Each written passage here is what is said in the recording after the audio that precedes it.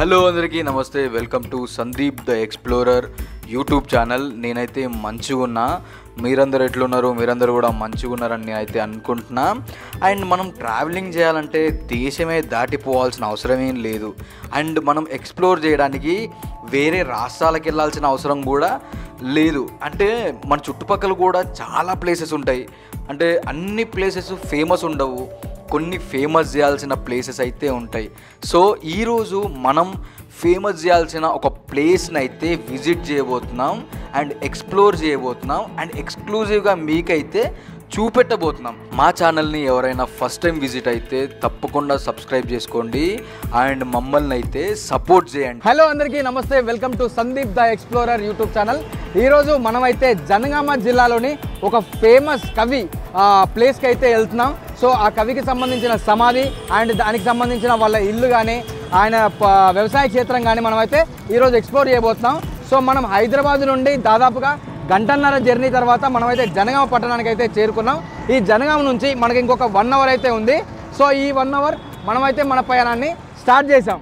నేను ముందు చెప్పినట్టు అన్ని ప్లేసెస్ ఫేమస్ ఉండవు, కొన్ని ప్లేసెస్ని మనమే ఫేమస్ చేయాలని నేను ఎందుకన్నా అంటే, ఇప్పుడు మనం ఒక మహాకవి అయినా మహాకవికి సంబంధించిన ఇన్ఫర్మేషన్ అనేది ఇక్కడ ఇంటర్నెట్లో తప్ప ఇంకెక్కడ దొరకట్లేదు. అసలు నిజంగా మన దౌర్భాగ్యం అనుకోవాలా, లేకపోతే అంటే ముందు తరాలకు తెలియాల్సినటువంటి వ్యక్తి తర్వాత తరాలకు తెలియాల్సినటువంటి వ్యక్తి తెలియకపోవడం నిజంగా బాధాకరమైన విషయం. నా మాటలు కొంచెం ఆవేశపూరితంగా ఉన్నా కూడా అవి ఒక టైప్ ఆఫ్ బాధ నుంచి పుట్టినవే. అంటే నేను ఆ ప్లేస్కి విజిట్ చేసిన తర్వాత, ఆ ప్లేస్ కానీ ఆ పరిసర ప్రాంతాలు కానీ సందర్శించిన తర్వాత నాకు అనిపించింది, అంటే కొంచెం ఎమోషనల్గా ఇది కదా మనం భావితరాలకు చెప్పాల్సిన చరిత్ర అని అనిపించింది. అండ్ నా ఉద్దేశం ఏంటంటే తర్వాత తరాలకు చెప్పాల్సినటువంటి చరిత్రను మర్చిపోకూడదు అనేది నా ఉద్దేశం. అండ్ నేనైతే గర్వపడుతున్నా, బమ్మెర పోతన లాంటి ఒక గొప్ప కవి మన తెలుగు వాడైనందుకు, అది మన వరంగల్ జిల్లా వాడైనందుకైతే నిజంగా గర్వపడుతున్నా. ప్రపంచ దేశాలు తిరగండి, నేను వద్దనట్లేదు. వేరే రాష్ట్రాలు వేరే ప్లేసెస్ కూడా వెళ్ళండి, నేను వద్దనట్లేదు. కానీ మన దగ్గర ఉంది కదా అని చెప్పి మన దగ్గర ఉన్న ప్రాంతాల మీద వివక్ష అయితే చూపించకండి. ఎందుకంటే ఇది ఒక గొప్ప ప్రాంతం, ఒక మహాకవి నడియాడినటువంటి నేల, పోతన భాగవతాన్ని రచించినటువంటి నేల. ఈ నేలను మాత్రం మర్చిపోకండి. It's my request. ఎందుకంటే ఇది కొంచెం నేను ఆవేశంగా చెప్పినా కూడా నా బాధ ఇదే. మన తర్వాత తరాలకి, అంటే మన పిల్లలకి భవిష్యత్తులో అంటే ఎంత గొప్ప కవి అయినటువంటి ఈయన గురించి మనకు తెలియకపోవడం, భావితరాలకు తెలియాలనే ఒక సదుద్దేశంతో అయితే నేను ఆ ప్రాంతాన్ని అయితే విజిట్ చేయడం జరిగింది అండ్ ఎక్స్ప్లోర్ చేయడం జరిగింది. అయితే ఇది నేను ఒక బాధ్యతగా, అంటే భావితరాలకు చెప్పాలి, చూపించాలనే ఒక బాధ్యతతో అయితే వెళ్ళి షూట్ చేయడం జరిగింది. సో ఈ వీడియోనైతే మీరు తప్పకుండా, అంటే మీరు చూడడమే కాకుండా మీ వాళ్ళతో షేర్ చేసుకోవాల్సిన అవసరం అయితే ఉంది. ఆ అవసరం ఎందుకుందంటే ఈ నేల గురించి ప్రపంచానికి తెలియాలి, ఇక్కడి కథ గురించి సమస్తానికి తెలియాలి. కనుమరుగవుతున్న చరిత్ర, కాలగర్భంలో కలిసిపోతున్న చరిత్ర, రూపులు మాసిపోతున్న చరిత్ర ఈ సమస్త ప్రపంచానికి తెలియజెప్పాలి అని చెప్పి నేనైతే బమ్మెర గ్రామానికి అయితే వెళ్ళాను. పని కట్టుకుని ప్రపంచానికి మన చరిత్రను కనుక చెప్పకపోతే తప్పకుండా చరిత్ర కాలగర్భంలో కలిసిపోయే ప్రమాదం ఉంది. పని కట్టుకుని మనమే చెప్పాలి. ఎందుకంటే ఈ చరిత్రను చెప్పడానికి ఏ దేవుడు అయితే రాడు. మన తర్వాత తరాలకి మనం చెప్పాల్సినటువంటి బాధ్యత మనకుంది. నెక్స్ట్ జనరేషన్స్కి మన గొప్పతనం ఏంది, మనకు సంబంధించిన విలువలేంటి, మూలాలేంటి అనేది మనం చెప్పుకోవడం అనేది ఇట్స్ ఏ ఇంపార్టెంట్ థింగ్. దాదాపుగా 2 గంటల సుదీర్ఘ ప్రయాణం తర్వాత మేమైతే 110 కిలోమీటర్ల దూరాన్ని అయితే చేరుకున్నాం. సో మనకు పాలకుర్తి హైదరాబాద్ నుండి 110 కిలోమీటర్ల దూరంలో అయితే ఉంది. అండ్ బమ్మెర గ్రామం పాలకుర్తి నుండి ఇంకో 2 కిలోమీటర్లు, అంటే ఒక 5-10 మినిట్స్లో అయితే మేము రీచ్ అవుతాం. కానీ ఇక్కడ ఒక వ్యూ అయితే అద్భుతంగా ఉంటుంది అని చెప్పి నేనైతే ఈ కొండపైకి వెళ్ళి నేనైతే వ్యూ చూపెట్టడానికి అయితే ట్రై చేశా. ఈ కొండ మీద శ్రీ సోమేశ్వర లక్ష్మీ నరసింహస్వామి ఆలయం అయితే ఉంది. ఇది కూడా మనకు శివరాత్రి టైంలో అయితే ఎక్కువగా జనాలు అయితే వస్తుంటారు ఇక్కడికి. నేను కొండ మీద నుంచి కిందకి చూస్తున్నప్పుడు నాకు ఒక పార్క్, అందులో ఒక విగ్రహం అయితే కనబడింది. అది ఏంటా అని చెప్పి ఇక్కడికైతే చేరుకున్నాం. ఇది బొమ్మర పోతన గారి స్మృతివనం. దీన్ని 2017లో రాష్ట్ర ప్రభుత్వం అయితే నిర్మించడం మొదలుపెట్టింది. ఇది దాదాపుగా పూర్తయింది. మనమైతే పాలకుర్తికి అయితే చేరుకున్నాం. పాలకుర్తిలో మనకు బొమ్మర పోతనకు సంబంధించిన ఒక స్మృతివనాన్ని అయితే ఏర్పాటు చేశారు. ఇది ఓపెన్ అయిందా కాలేదా మాకైతే తెలీదు, బట్ గేట్ అయితే క్లోజ్ ఉంది. బట్ మేమైతే లోపలికి వచ్చాం. సో ఈ స్మృతివనం అనేది చాలా అంటే చాలా అద్భుతంగా ఉంది. ఇక్కడ ఒక బొమ్మర పోతనకు సంబంధించిన ఒక భారీ విగ్రహాన్ని అయితే ఏర్పాటు చేశారు. ఇది కంప్లీట్గా మనకు ఒక డిఫరెంట్ టైప్ ఆఫ్ ఒక స్టోన్తో అయితే నిర్మించడం జరిగింది. సో అద్భుతంగా ఉంది. ఈ బొమ్మర పోతన మనకు రాస్తున్నట్టు, అంటే ఏదైతే మనకు గ్రంథాలు కానీ ఇప్పుడు మద్భాగవతం కానీ అటువంటి గ్రంథాలు మనకు రాస్తున్నట్టయితే మనకి ఇక్కడ కనబడుతుంది. సో ఇది చూడడానికైతే చాలా అద్భుతంగా ఉంది. ఇదైతే స్మృతివనం ఓపెనింగ్ చేశారా లేదా అనేది కొంచెం డౌట్, ఎందుకంటే అక్కడ బోర్డ్స్ అన్నీ ఉన్నాయి కానీ ఇంకా విజిటర్స్ ఎవరు రావట్లేదు. సో మేమే కొంచెం లోపలికి వచ్చి అయితే ఇదైతే మీకు చూపెట్టడానికి మేమైతే లోపలికి అయితే రావటం జరిగింది. ఈ స్మృతివనాన్ని దాదాపుగా 8 కోట్ల రూపాయలు ఖర్చు చేసి అయితే మనకు నిర్మించినట్టయితే తెలుస్తుంది. అండ్ ఇదైతే ఇంకా అంటే విజిటర్స్ అయితే రావడానికి ఇంకా మనకు ఎటువంటి సదుపాయాలు అయితే లేవు. త్వరలోనే ఇది ఓపెన్ చేస్తారేమో. సో ఇదైతే అంటే చూడడానికి చాలా అద్భుతంగా ఉంది. అండ్ ఇక్కడికి విజిట్ చేయడానికి కూడా, అంటే మనం అక్కడికి వెళ్ళి ఆ వ్యూ చూడడానికి కానీ అక్కడ విగ్రహం చూడడానికి కానీ చాలా అద్భుతంగా ఉందని చెప్పాలి. ఇంకా బొమ్మెర పోతన గారి చరిత్ర చూసుకుంటే 1450వ సంవత్సరంలో నేటి జనగామ జిల్లాలోని బొమ్మెర గ్రామంలో లక్కమాంబ కేసన దంపతులకైతే జన్మించారు. వీరి అన్న పేరైతే తిప్పన. వీరిది బొమ్మెర వంశం, ఒక శైవ కుటుంబం. వీరి గురువు ఇవటూరి సోమనాథుడు. బొమ్మెర పోతన ఒక సహజ కవి. బొమ్మెర పోతన ఒక ప్రజాకవి కూడా. పండిత పామరులను ఇద్దరిని మెప్పించే విధంగా ఆయన కవితలు రాసేవాడు. ఇతను సంస్కృతంలో ఉన్న మద్భాగవతాన్ని అయితే ఆంధ్రీకరించి అతని జన్మని, తెలుగు భాషని, తెలుగువారిని అయితే ధన్యులను చేశాడు. శ్రీ మదాంధ్ర భాగవతంలోని పద్యాలు వినని తెలుగువాడు లేడంటే అతిశయోక్తి కాదు. నిజంగా మనకు సంస్కృతంలోనే ఉన్నటువంటి భాగవతాన్ని తెలుగులో రచించినటువంటి కవి అని మనమైతే చెప్పుకోవాలి. పోతన కవిత్వంలో భక్తి, మాధుర్యం, తెలుగుతనం, పాండిత్యం, వినయం కలగలిపి ఉంటాయి. తెలుగు సాహిత్యంలో పోతన గారి రచనలు ఒక విశేష స్థానం అని అయితే చెప్పాలి. ఈ స్మృతివనం నుంచి దాదాపుగా 2 కిలోమీటర్లు మాత్రమే ఉంది బొమ్మెర గ్రామం. మనం హైదరాబాద్ నుండి వచ్చాం కాబట్టి మనం పాలకుర్తి నుండి అయితే వచ్చాం. ఒకవేళ వరంగల్ నుంచి ఎవరైనా రావాలనుకుంటే మనకు గన్పూర్ తర్వాత పాలకుర్తిని రీచ్ అవ్వక ముందుకే మనకి బొమ్మెర గ్రామం అయితే ఉంటుంది. దాదాపుగా హైదరాబాద్ నుండి 2.5 గంటల జర్నీ తర్వాత, సుదీర్ఘ ప్రయాణం తర్వాత మనం ప్రస్తుత జనగామ జిల్లా బొమ్మెర గ్రామంలో అయితే ఉన్నాం. బొమ్మెర గ్రామం అనగానే మనందరికీ గుర్తుకొచ్చేది బొమ్మెర పోతన గారు. బొమ్మెర పోతన గారికి సంబంధించిన ఇల్లు కానీ, వారికి సంబంధించిన సమాధి కానీ, వారికి సంబంధించిన వ్యవసాయ క్షేత్రం కానీ మనమైతే ఎక్స్ప్లోర్ చేయబోతున్నాం. అండ్ ఎక్స్క్లూజివ్గా మీకైతే చూపెట్టబోతున్నాను. సో ఇంకా ఇక్కడ స్థానికులతో కూడా మాట్లాడి, అంటే ఇంకా బొమ్మెర పోతన గారి గురించి, అంటే ఈ బొమ్మెర పోతన గారు నడియాడిన ఈ నేల ఎంతో గొప్ప నేలనైతే మనం ఈరోజు ఎక్స్ప్లోర్ చేయబోతున్నాం. అండ్ నేను ఇది పర్సనల్గా చాలా బాగా అనిపించింది నాకు. ఎందుకంటే నేను వరంగల్ జిల్లా నుంచి వెళ్ళి నాకు చాలా అంటే గర్వకారణం. మా వరంగల్ జిల్లా నుండి ఒక మహాకవి పోతన గారు ఉండటం నిజంగా గర్వించదగ్గ విషయం. సో నేనైతే ఇక్కడ స్థానికులతో కూడా మాట్లాడి ఇంకా పోతన గారికి సంబంధించిన లోతైన విషయాలను అయితే తెలుసుకోవడానికి ట్రై చేస్తా. ఈ వీడియోనైతే మీరు పూర్తిగా చూడండి. పూర్తిగా చూస్తేనైతే మీకు ఈ వీడియో అర్థం అవుతుంది. నేను కేవలం ఈ వీడియో కోసం మాత్రమే ఇక్కడికి వెళ్ళట్లేదు. ఆల్రెడీ 2 ఇయర్స్ బ్యాక్ అయితే నేను ఇక్కడ విజిట్ అయ్యా. బొమ్మెర పోతన గారికి సంబంధించిన సమాధి, వారి ఇల్లు, వారి వ్యవసాయ క్షేత్రాన్ని అయితే నేను చూడలేదు. స్వతహాగా నేను కూడా ఒక కవిని కాబట్టి నేను నా సీనియర్ని గౌరవించుకోవాల్సిన అవసరం అయితే ఉంది. సో అందుకోసం అని చెప్పి నేను లాస్ట్ 2 ఇయర్స్ బ్యాక్ అయితే ఇక్కడ విజిట్ చేసి సమాధి దగ్గర విజిట్ చేసి అయితే నేను వెళ్ళాను. మళ్ళీ ఇప్పుడు మీ అందరికీ చూపెట్టడం కోసం అయితే సెకండ్ టైం వస్తున్నా. ఇంకా పోతన గారి గురించి అయితే చాలా కథలు ప్రచారంలో అయితే ఉన్నాయి. కొన్ని నిజాలు, కొన్ని కల్పితాలు అయితే ఉన్నాయి. ఇంకా చాలా కథలు అయితే ఉన్నాయి. అంటే అలా వైకుంఠపురంలో అనేటువంటి ఒక పద్యాన్ని తను రాస్తున్నప్పుడు పూర్తి చేయలేకపోతాడు. అందులో కొంత భాగాన్ని శ్రీరామచంద్ర ప్రభువు వచ్చి పూర్తి చేసినట్టయితే మనకు చెప్తారు. సో ఇదైతే మనకు బొమ్మెర పోతన గారికి సంబంధించిన ఇల్లు. ఇక్కడైతే మనకు కొన్ని అంటే ఓల్డ్ నాటి కొన్ని శిథిలావస్థలో ఉన్న కొన్ని అయితే మనకు కనబడుతున్నాయి. ఒక ద్వారం లాంటిది అయితే కనబడుతుంది. అండ్ ఒక మనకు ఇదొక డిఫరెంట్ మనకు ఒక ఇక్కడ పాదాలు అచ్చులు లాంటివి అయితే కనబడుతున్నాయి. అండ్ దాంతోపాటు మనకు ఒక విగ్రహం ఉంది. అండ్ ఇక్కడ కూడా ఇక్కడ మనకు ఒక కత్తి లాంటి ఇదైతే ఉంది. దాదాపుగా పోతన గారి ఇల్లు అయితే మనకు కనబడదు. ఆ ద్వారము కొన్ని మనకు బండలు, ఆ బండరాళ్ళు తప్పితే ఇంకేం కనబడదు. ఆ ప్లేస్లో అయితే మనకి ఇల్లు ఉండేది అని చెప్పి తెలుస్తుంది. అండ్ ఇప్పుడు ప్రజెంట్ అయితే అక్కడ ఒక మందిరాన్ని నిర్మించి దాన్ని అయితే ఒక పోతన మందిరంగా అయితే చేశారు. ఆ లోపలైతే మనకు సీతారాముల విగ్రహాలతో పాటు మనకు పోతన గారి విగ్రహం కూడా అక్కడైతే కనబడుతుంది. సో మేము డోర్ ఓపెన్ చేసుకుని లోపలికి వెళ్ళి చూస్తే పోతన గారి విగ్రహం కూడా అయితే అక్కడ ఉంది. పోతన గారికి సంబంధించి ఇంకొక విషయం చెప్దాం అనుకుంటున్నా. బమ్మెర పోతన గారు ఇద్దరు ఒక్కటే.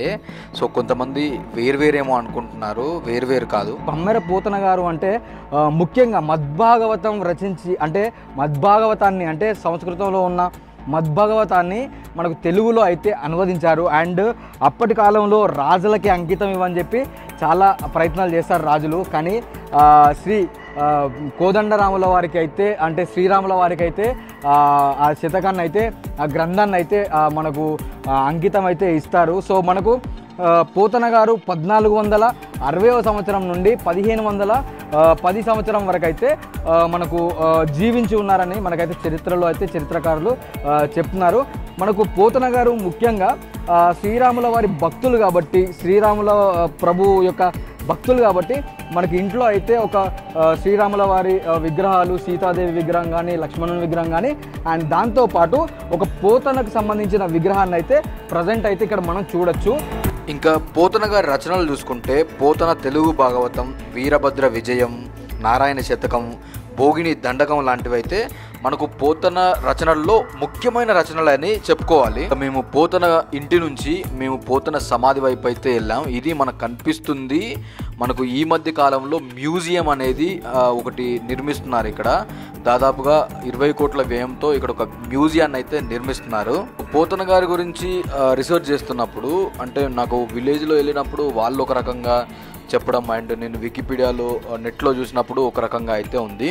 సో నేను మోస్ట్లీ ఆ విలేజ్ వాళ్ళు చెప్పిన దాన్ని చెప్పడానికి అయితే ట్రై చేశాను. పోతన గారు ఒక శివభక్తులు. ఆయనకి మొదట్లో అయితే చదువు రాదు. తర్వాత ఒక తీర్థానంద స్వామి అని చెప్పి ఆయన కలిసి మీరు రామభక్తునిగా మారండి, ఎందుకంటే మీరు ఒక మహత్ కార్యాన్ని నిర్వహించాల్సినటువంటి అవసరం ఉందని చెప్పి మంత్రోపదేశం అయితే చేయడం జరుగుతుంది. ఆ తర్వాత పోతన గారు రామభక్తునిగా మారి భాగవతాన్ని అయితే రచించారు. తాను రచించిన భాగవతాన్ని కాకతీయ రాజు సింహభూపాలుడు తనకు అంకితం ఇవ్వమని అడగగా పోతన గారు ఇవ్వను అని చెప్తారు. మహాకవి బమ్మెర పోతనకు సంబంధించిన సమాధి అయితే ఇది.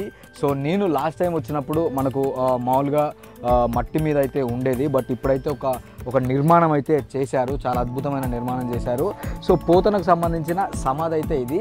అంటే విజిటర్స్ రావడం కోసం అండ్ పోతన సమాధిని విజిట్ చేయడం కోసం, అండ్ విజిట్ చేసిన తర్వాత మళ్ళీ అంటే ఆ పోతన కాలంలో ఎటువంటి పరిస్థితులు ఉండేవి, ఎలాంటి గ్రంథాలు ఆయన రచించారు అండ్ ఎలాంటి పద్యాలను ఆయన రచించారనేది మనకు గ్రంథాలయం కూడా ఏర్పాటు చేయడం జరిగింది. అండ్ దాంతోపాటు పోతనకు సంబంధించిన ఇంకా కొన్ని స్మృతులను అయితే ఇక్కడ భద్రపరిచే దానికి ఒక మ్యూజియం లాంటిది అయితే ఇక్కడ ఏర్పాటు చేయడం అయితే జరిగింది. మనకు వెనకాల కనబడుతున్నదంతా ఇదంతా మ్యూజియం అన్నమాట. సో ఇది ఇంకా నిర్మాణ దశలోనే ఉంది.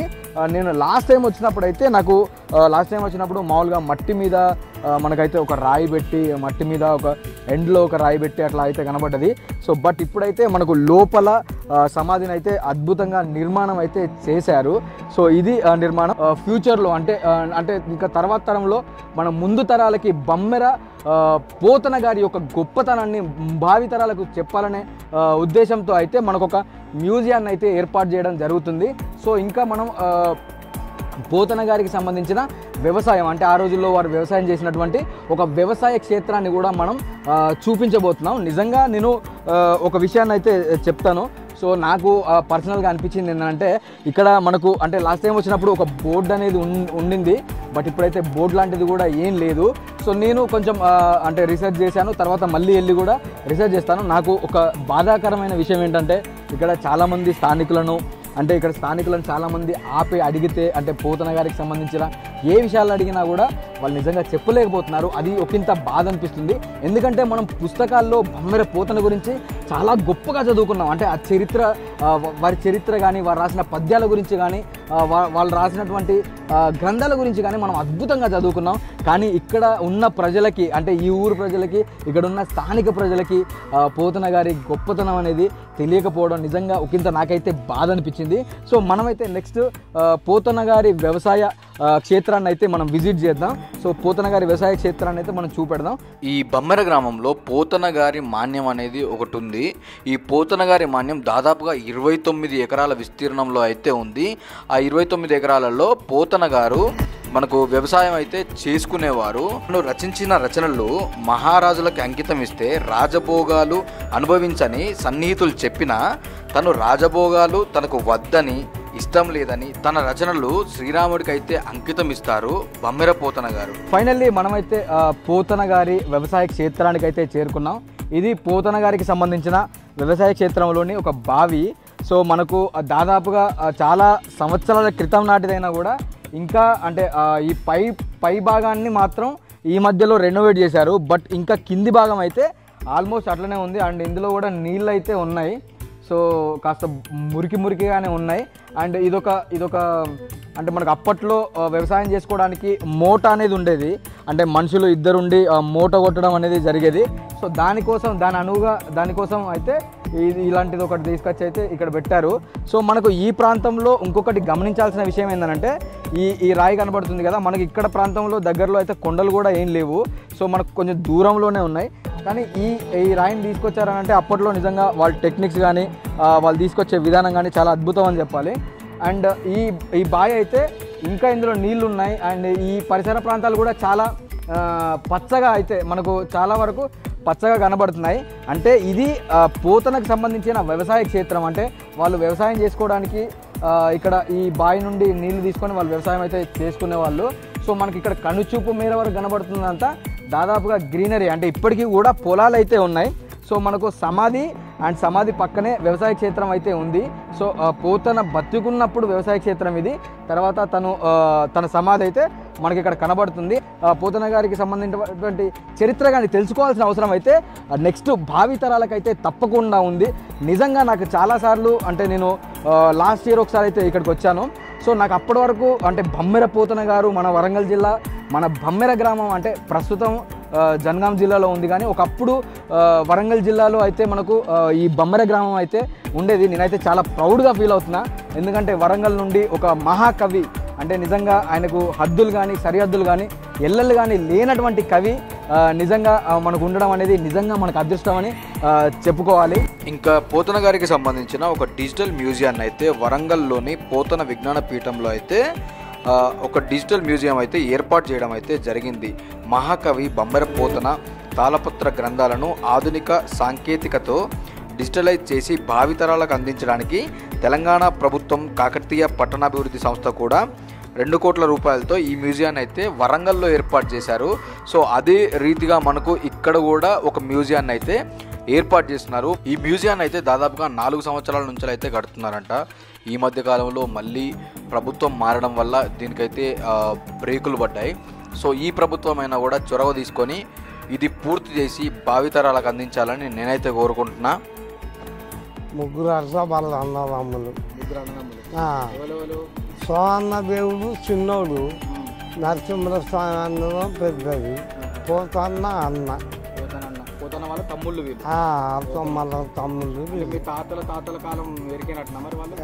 అనగానే ఉన్నారు కానీ ఎవ్వరు చూసిన వాళ్ళు లేరు, పండుగ చేసిన వాళ్ళు లేరు. ఇది కట్టబట్టి ఏడాది 2 ఏళ్ళు అవుతుంది. మొత్తం 2 ఏళ్ళు అవుతుందా? అంటే ఆయన ప్రపంచ అంటే మనకు చాలా గొప్ప కవి. తెలుగు భాషను తెలుగు అంటే మనకు మద్భాగవతం అనే ఒక గ్రంథాన్ని రచించిండు. ఆయన ఈ ఊరైనా కాబట్టి మీకు ఎట్లా అనిపిస్తుంది ఈ ఊరు? లేదు, దేవుడాన్ని అందరం మొక్కుతాం, పండుగలు చేస్తామని చూస్తాం. పండుగలు చేస్తారా? అందరూ తీర్థమే సాగాలి కదా. పోతన వంశీయులకు చెందిన ఒక పురాతనమైన శివాలయం కూడా ఉంది దీని పక్కనే. ఇది పోతన ఆ కాలంలో వాళ్ళ వంశీయులకు సంబంధించిన శివాలయం అని అయితే తెలుస్తుంది. అండ్ ఇంకొక ప్రధానంగా పోతన గారి గురించి ఒక విషయం ఏంటంటే కడప జిల్లాలోని ఒంటిమిట్టలో కూడా పోతన గారికి సంబంధించినటువంటి ఆనవాళ్ళు దొరికినట్టు, అక్కడే భాగవతం రాసినట్టు కొన్ని అయితే చెప్తున్నారు. సో వీటికైతే ఎటువంటి ఆధారాలు లేవు. అండ్ బమ్మెర గ్రామంలోనే జన్మించారు. అండ్ ఇక్కడ ఆనవాళ్ళు ఉన్నాయి, వారికి సంబంధించిన తాళపత్ర గ్రంథాలు అయితే ఉన్నాయని చెప్పి ఈ గ్రామస్తులు అయితే చెప్తున్నారు. ఒంటిమిట్ట గ్రామంలో మనకు భాగవతం రాశారు అని చెప్పి ఆ విషయాలను అయితే ఇక్కడ గ్రామస్తులు అయితే ఖండిస్తున్నారు. ఎందుకంటే బమ్మెర పోతన మా గ్రామానికి సంబంధించిన వ్యక్తి, ఇక్కడ ఆయనకు సంబంధించిన ఎన్నో ఆనవాళ్ళు ఉన్నాయి. ఇక్కడ దగ్గరలోనే లక్కమాంబ చెరువు కూడా ఉంది, దాని పక్కనే లక్కమాంబ గుడి కూడా ఉంది అని వాళ్ళైతే చెప్తున్నారు. మనకి ఇంకా లోతైన సమాచారం కోసం ఈ గ్రామంలోని సోమ సత్యం గారిని అయితే కలవడం జరిగింది. వారు దాదాపుగా ఏకదాటిగా బమ్మెర పోతన గారి గురించి అనర్గళంగా 20 నిమిషాల పాటు అయితే మాట్లాడారు. వారికి సంబంధించిన పద్యాలు కానీ, వారికి సంబంధించిన విషయాలు కానీ అన్నీ మాకైతే క్లియర్గా చెప్పారు. సో ఇప్పటికీ ఈ వీడియో 20 minutes డ్యూరేషన్ అయింది కాబట్టి దీంట్లో నేను చూపెట్టలేకపోతున్నాను. పోతన గారు రాసిన పద్యంనే నేను ఇప్పుడు ఒకటి పాడి మీకు వినిపిస్తా. ఆ పద్య భాగం ఏంటంటే ఏదైతే ఉన్నదో గజేంద్ర మోక్షంలో అంత ఏనుగు పోయి, ఏనుగు మహాబలమైన ఏనుగు, ఆ ఏనుగు ఏదైతే ఉన్నదో ఆ నీళ్ళలో పోతే నీళ్ళలో ముసలి పట్టుకుంటుంది. ముసలి పట్టుకుంటే నన్ను రక్షించేవాడు ఎవరు, నేనే పెద్ద బలశాలిని, అది ఇట్లా అన్నది అట్లా అన్నది ఎట్లా అన్నా కానీ ఇక ఊసి రావట్లేదు. అంటే అది రోజు లోపలి గుంజుకుంటే గుంజుకొని లోపడి పోతామని, ఇక నేను చనిపోయే స్థితిలో ఉన్నా, నన్ను రక్షించే వాళ్ళు ఎవరన్నది గప్పుడు దానికి భయం ఏర్పడి అప్పుడు అన్నది అది, ఎవని జనించు ఈ జగమెవ్వని లోపల నీలమై యుండును, అందుడిందుడెవ్వడు పరమేశ్వరుండెవ్వడు, మూల కారణం బెవ్వడు, అనాది మధ్య లయంబుడెవ్వడు, సర్వము తానైన వాణి ఈశ్వరుడు నేను శరణు వేడితిన్ అని ఆ పద్యం యొక్క అర్థం. సత్యం గారు మాట్లాడిన వీడియోని అయితే నేను మీకు సపరేట్గా ఒక ఫుల్ వీడియోని అయితే పెడతాను, ఎందుకంటే అది చాలా డ్యూరేషన్ ఉంది కాబట్టి. సో ఎవరైనా పోతన గారికి సంబంధించిన ఇంకా విలువైన సమాచారం కోసం అయితే ఆ వీడియోని అయితే విజిట్ చేయండి. అండ్ ఈ వీడియో అయితే ఇంతే ఇంకా. So thanks for watching my video. Signing off Sandeep the explorer.